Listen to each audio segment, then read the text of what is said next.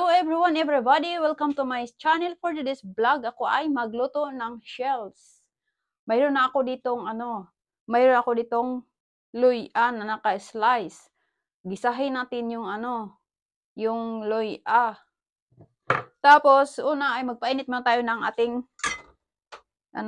yung kasirola. Kaya, let's go! Antayin natin yung mainit yung ating kasirola. Ayan siya. At ito naman yung ating shells na welsks. Ayan siya, oh. Ayan.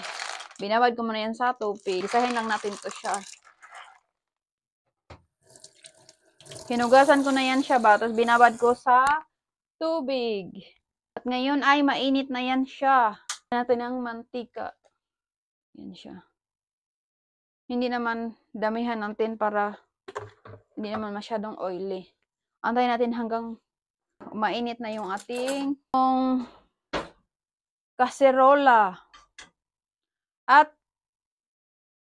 pwede na natin ilagay yung ang luya. Isahin natin yan.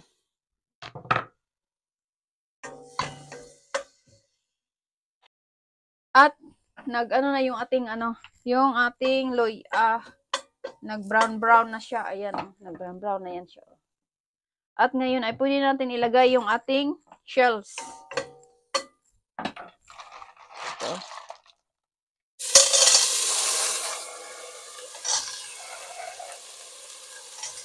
Yan, nilagay ko na yung shells sa sa kaserola.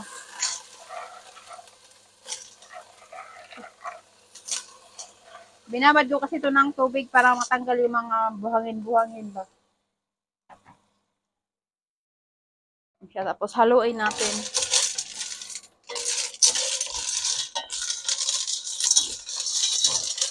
Ayan. Maingay siya. Ito yung nilutuan ko kasi para hindi siya magasgas ba yung ating mga kaserola natin. At tapos lagyan natin ng tubig yan mamaya. Maglagay na tayo ng hot water. Yung gamitin natin para mabilis kumulo yung ating mga shells ba. Yan. Yung tubig nilagyan ko na yung mainit na tubig. Tapos, timplahan na natin siya. Maglagay na tayo ng pampalasa.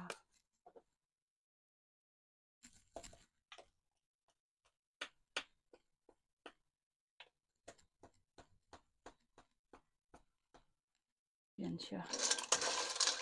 At kunting asin lang ilagay natin mga kaibigan. Kunting asin. Ito yan.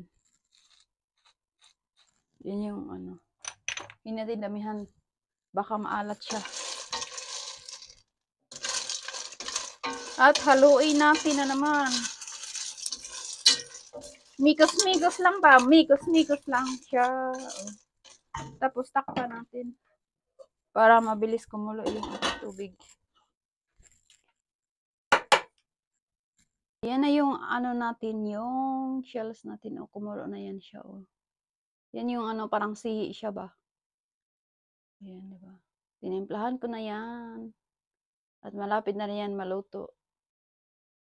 At ngayon ay luto na yan siya. At ilagay na natin yung ating dahon ng chives or sibuyas na maliliit. Ayan siya. Kasi walang sibuyas yan yung panakot natin. Ayan. Yan ang mga kaibigan. Naluto na yung natin, yung shells.